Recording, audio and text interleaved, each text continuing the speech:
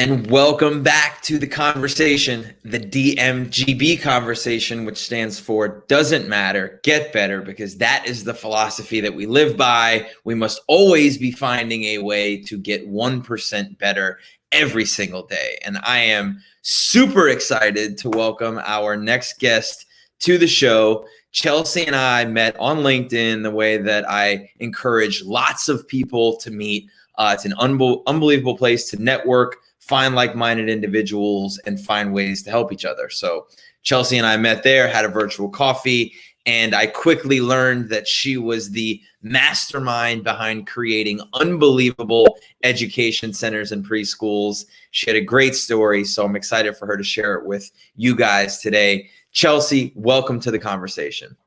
Hey, thanks for having me. Mastermind is a giant word, by the way. And if I remember our coffee correctly, you didn't have coffee because you couldn't find it. So much for virtual that is coffee. correct. I think I actually had misplaced my cup at that point. So it was a virtual coffee without actual coffee. I mean, I had coffee because I always have coffee, but it's fine. And I'll tell you what, this is not a virtual coffee, but I have a cup right now. So and you know, now that I said I always have coffee, I don't have coffee. So to give everybody kind of an insight from what I know about you and what I learned in our initial coffee is you've kind of worked your way through organizations and through your career and have gotten yourself to a point where you really have an unbelievable understanding of growth mindset and how to apply that mindset not only to individuals and helping teachers teach, young children in the classroom, but also helping organizations adopt that mindset into every aspect of how the organization functions and moving everybody in that same direction. So I'm excited for you to share that with everybody today, but give everybody kind of the Cliff Notes version of your story and where you come from.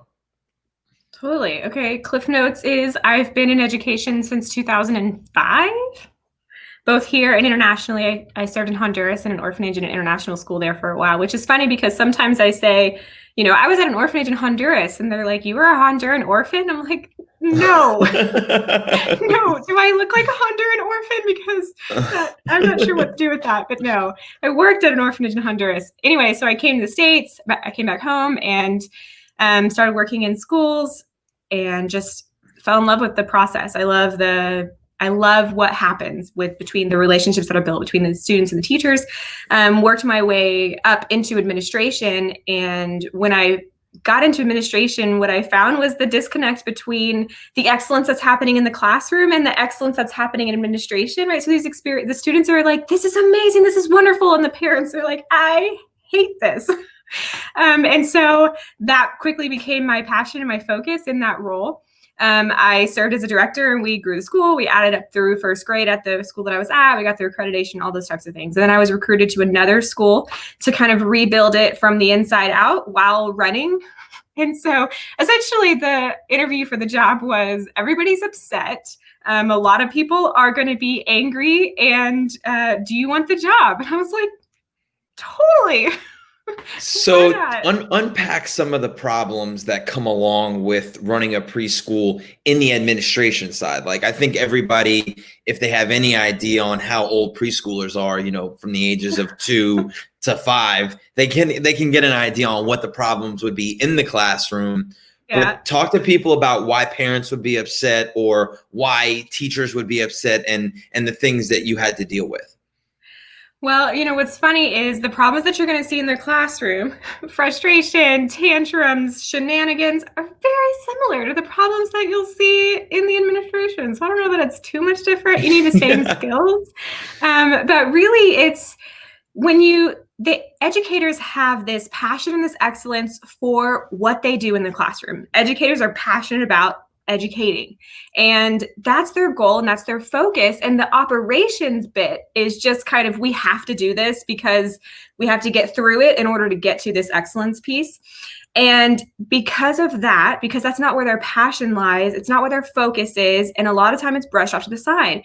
So what I call them, these innovation pockets or these innovation pods, and they're doing really amazing things in the classroom, but can't replicate it. They can't grow it. They can't multiply their impact to more students who need their service because they just pass off this operations piece. And it's really just about the same goals that you have in the classroom, creating healthy communication styles, having a same purpose and mission and passion, understanding the standards that you have to meet, just flipping that into the operations piece. So I always talk with people that I'm working with is, if you go for excellence in the classroom, how are you taking that same excellence and putting it into your operations? It needs to mirror each other, not one side heavy. Well, it's interesting because I think you see this across a lot of organizations where the people who are really good at doing the job at the bottom of the organization, or the boots on the ground version, in business, that tends to be sales representatives or sales associates.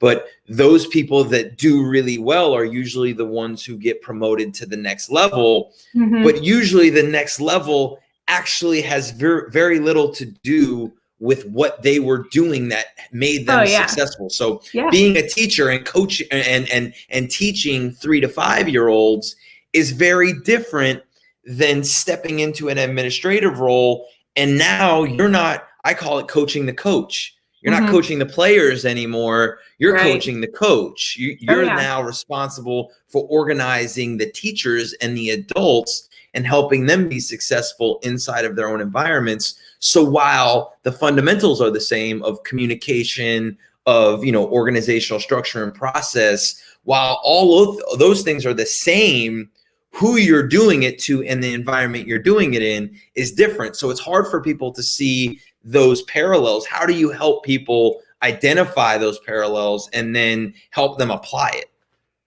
Yeah, I mean, you're absolutely right. That is very often what happens, not just in preschools, in education businesses across the board, right? I mean, these people who are now finding themselves running education businesses, which that's what it is, even if it's a school, for a private school, they're always businesses. There's money and processes involved, right? So they go into it because they want to teach. Their degree is in education and child development and all these things. And then suddenly they find themselves managing people and thinking about funds and processes and sales flows and all those types of things that they didn't go to school for, and maybe it's not their passion.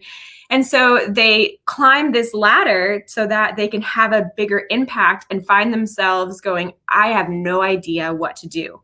And so their passion is no longer applicable, I guess, to their role. Yeah, I mean, they're missing that. And so a lot of times my conversation is, let me bring some strategy to your passion, right? I mean, you can do this. And so you're absolutely right. That's what happens is they excel, they want to have a bigger impact, and then suddenly they're out of their zone. They've lost what they know how to do. And so the conversation goes into, because honestly, a lot of times by the time they're talking to me, they're frustrated. They're like, I don't want to do this. This is not what I want to do. I hate doing spreadsheets and I don't want to play anymore. I want to go back to the classroom. And I have to kind of refilter that and put it in a different lens and say, in a classroom, you can impact 12, 22 students. As an organizational leader, you can impact how many? And it's just a different impact. So we need to organize your impact so that you continue to multiply it. Because that's always, you talk to the heart of an educator, they want to impact kids. And if that's 12, they would be much happier or more excited or equally excited to serve however many they can in organization wide.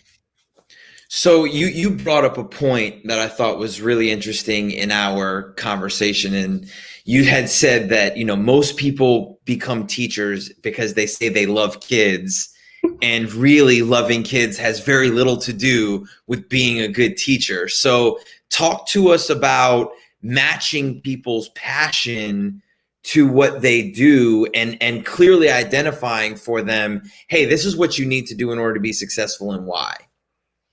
So I get a lot of hate for that statement.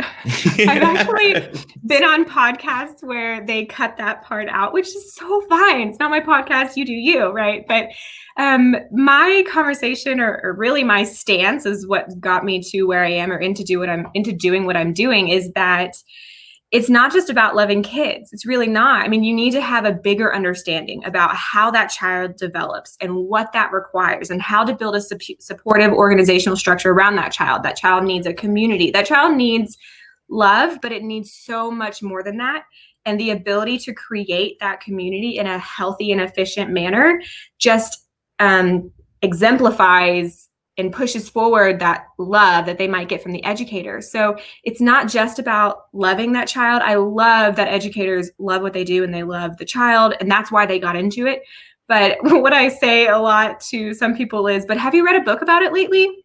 What is the most recent thing you've read about child development or whole brain education or growth mindset or all of those things? I mean, I love taking my Jeep off road, but if it breaks, we are trailering it home. Okay. I'm like, no, we're done. Right. I mean, because I have no interest in reading that book. I don't want to fix it. There are people for that.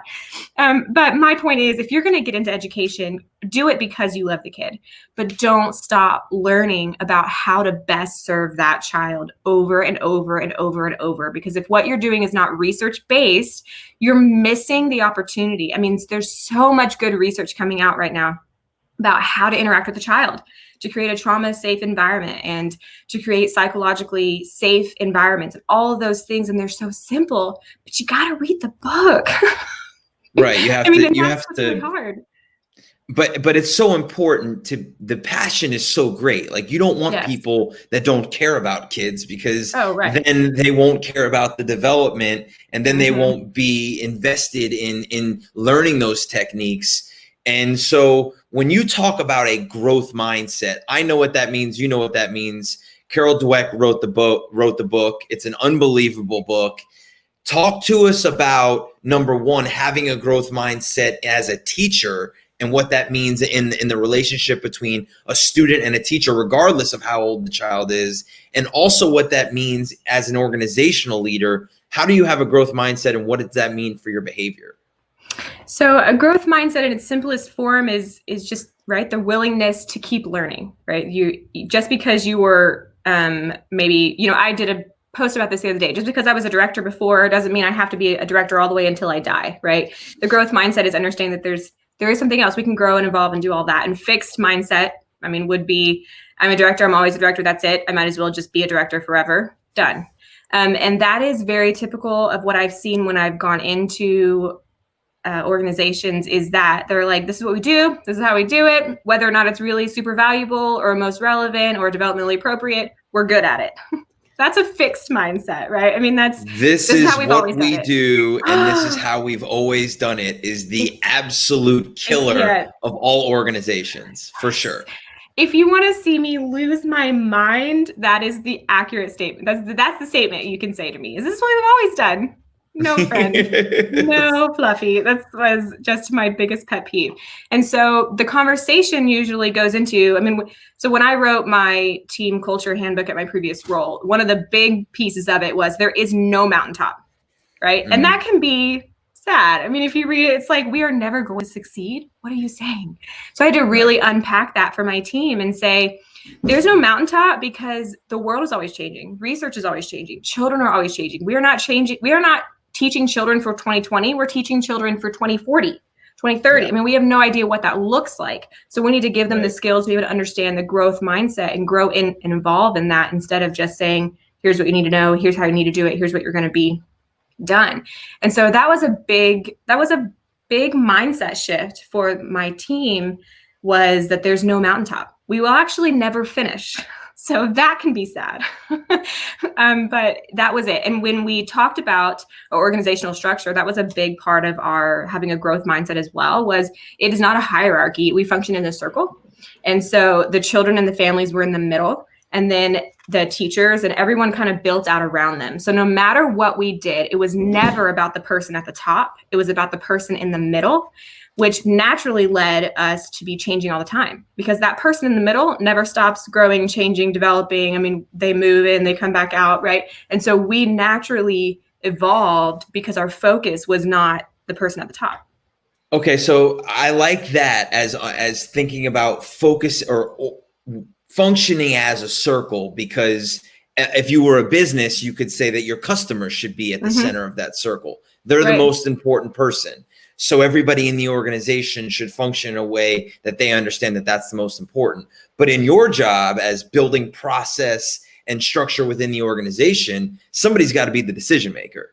So at the end of the day, it's not a circle per se. How do you communicate that as, hey, we all need to function as if this was a circle, but at the end of the day, here's the roles and responsibilities of everybody clearly defined and the lines of communication. How do you do that? I mean, we did have that, right? I mean, there was obviously, and it came in the end, especially for state licensing and those types of things, someone has to be responsible if it all burns down, right? It can't be all of us, it's me, woohoo. So we needed that. So that was also very clear. So the circle structure was, here's our mindset. Here's what we do. Here's why we do what we do.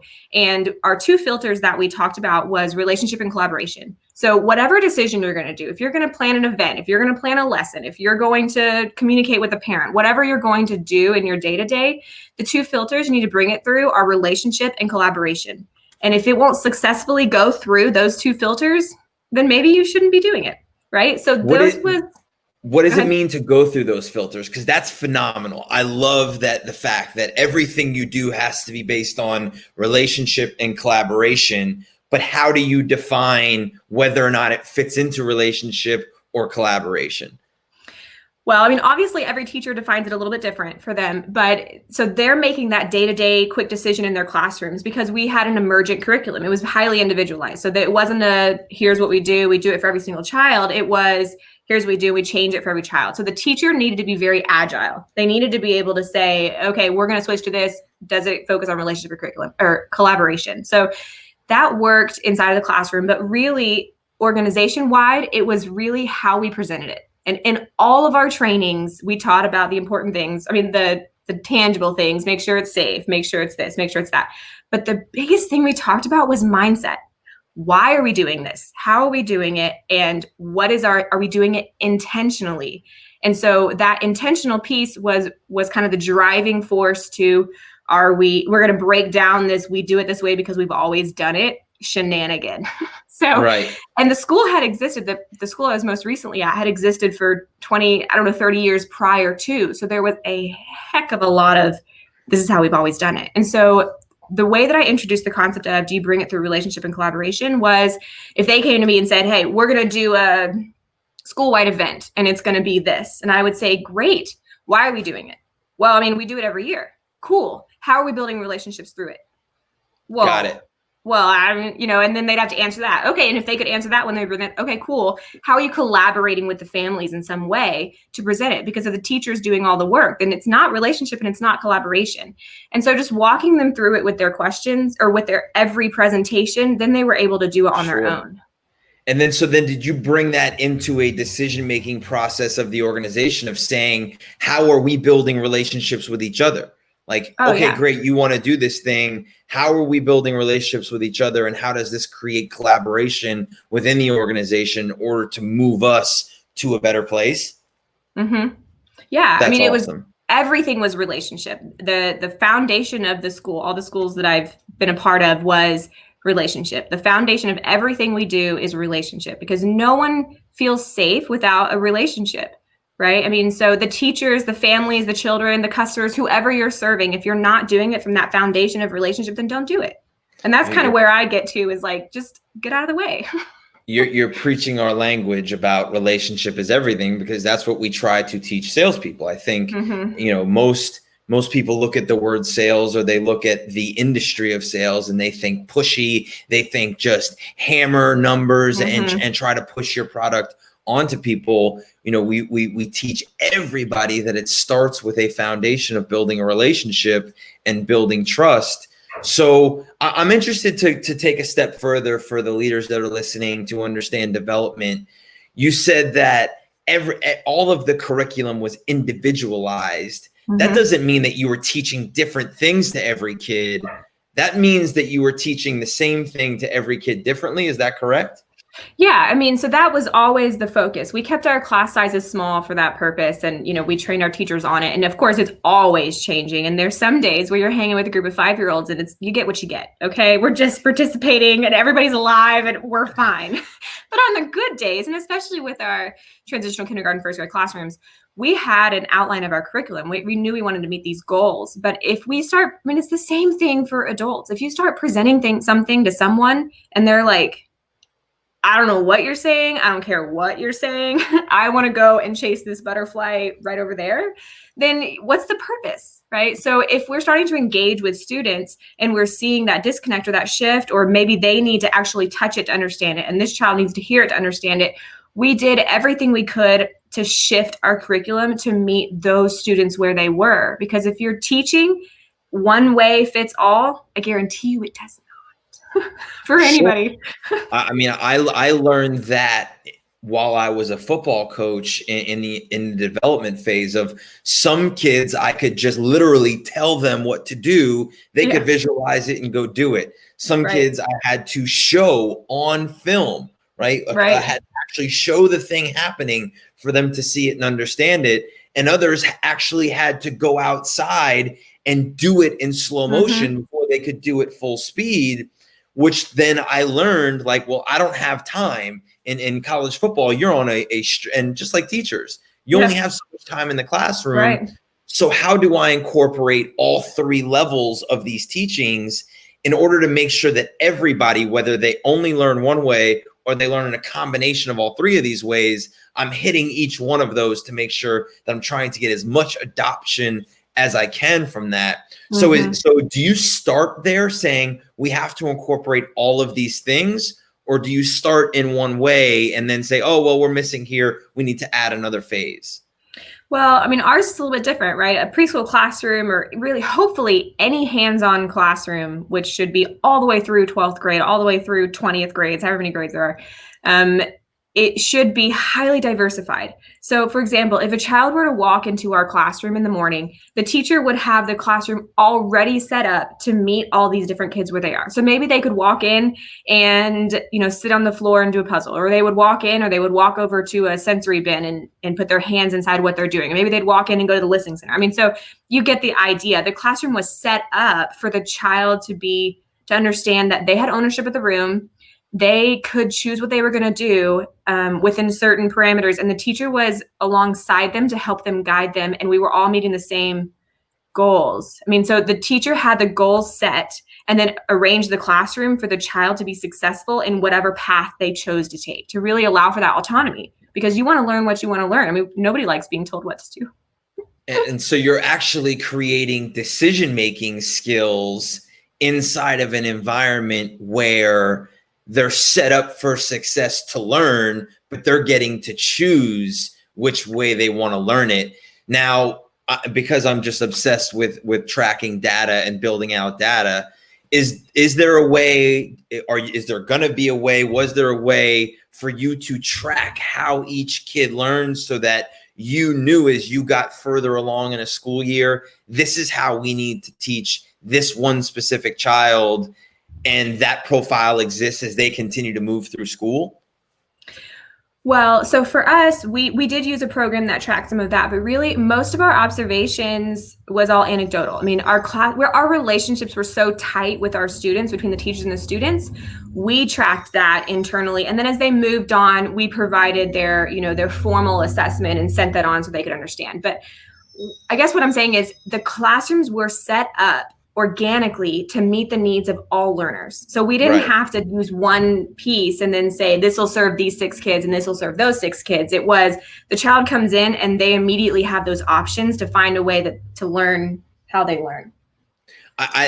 So my takeaway from that, or my next point to that, is that how you communicate to people is so important for the success of the relationship.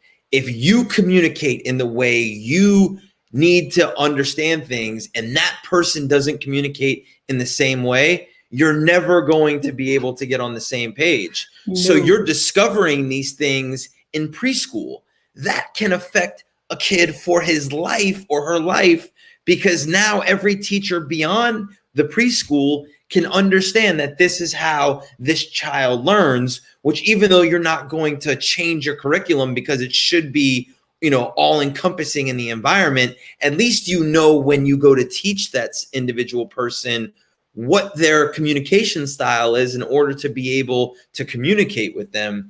I think that's where the school system has probably failed for a long time, right? Absolutely. And even further than that, the child understands.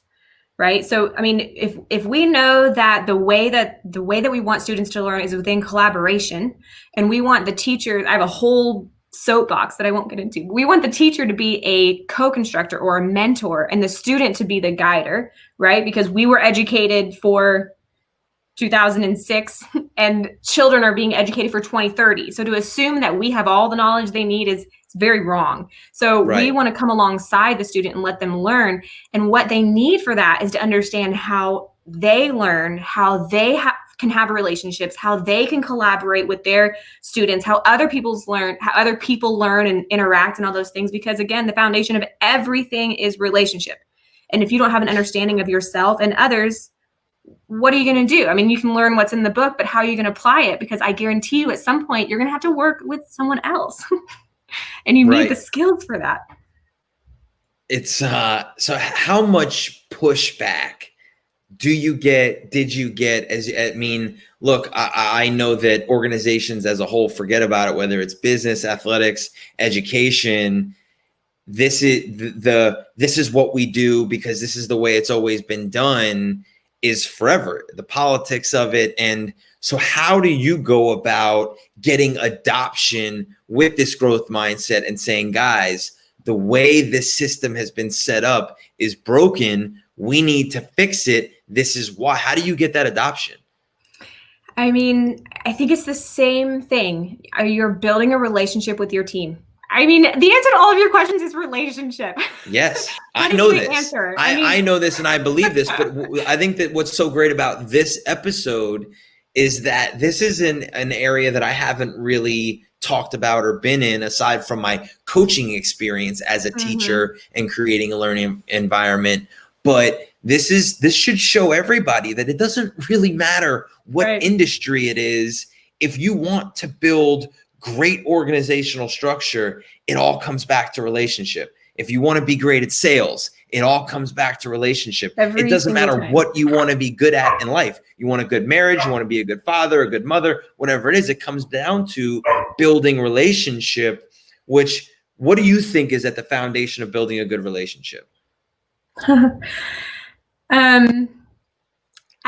Growth mindset. I mean, I feel like a broken record, but I'm stuck within. These are my three answers because they kind of apply to everything. I mean, so when you're in a relationship or you're building a relationship, I mean, it's constantly changing. So if you go into it and say for me, when I go into a school as a director, our relationship status was employee and boss.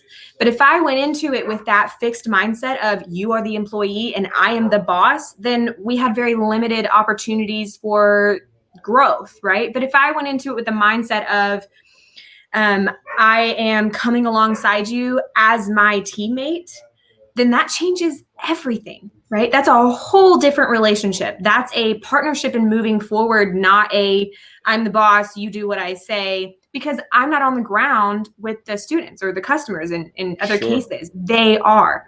So I think that was that was my hope in how I worked with the teachers, and how I saw the biggest shift in mindset was me coming alongside them and asking quality questions, same as in a classroom. Why do you do that? Why did you choose to do that? What have you seen as a positive result of that? If you were to make any changes, what would they be? Those are really cool. How would we start that? Because they already have the answers. They already do. So a lot of times when I work with schools and we've seen all this cool progress and they're like, oh my gosh, Chelsea, you're amazing. And I'm like, hold, no, I didn't change really what you were doing. You were already impacting students. You already had the answers to the questions. All I did was ask the questions and then walked you through implementing the answers. I mean, people are already awesome. They just need quality questions to help them find the answer they already have. I don't do a darn thing. So that's phenomenal. And I think that's a great way to leave the episode because we're coming up on our 30 minutes. But I think people are already awesome. What an unbelievable perspective, and asking the questions to get the people to answer it for themselves. I don't care whether you're dealing with a 3 to 5 year old, you're dealing with an 18 to 22 year old, or you're dealing with a 35 to a 40 year old. The process to creating development and building trust, which is not something that we've talked about, but I think is what you're talking about. When you talk about building a safe environment and you're talking about having, open communication lines and creating a diverse, environment for them to learn in, they feel safe, which builds trust. And if there's trust, then there's a great relationship. And if there's a trust in the relationship, you can then grow and continue to find new answers and do new things. So, Chelsea, thank you so much for being on the show. This was phenomenal. I hope everybody got a lot out of it. If people want to get in touch with you, because I know that you're helping a lot of different schools and a lot of education tech, you're doing a ton within the educational space. How can people find you? LinkedIn is my jam. So if you're on LinkedIn, I'm there. I mean, I also have a website. It's not as cool as LinkedIn, but I mean, I have other social stuff. Someone asked me yesterday, they're like, are you on Twitter? And I'm like, sure. Yeah. And they're like, what's your handle? I was like, hold please while I find that out. So LinkedIn is really the best place. If you're not on LinkedIn, I have a website. You can contact me through there. Awesome. So it's Chelsea Robberson, Robberson. Please reach out to her, have a conversation with her about growth mindset and how she can help you or your organization develop that growth mindset within what you guys are doing and move forward into the future. So Chelsea, thank you again for being on the show. I hope everybody got a lot out of it, and you definitely embody the DMGB mentality. Woohoo!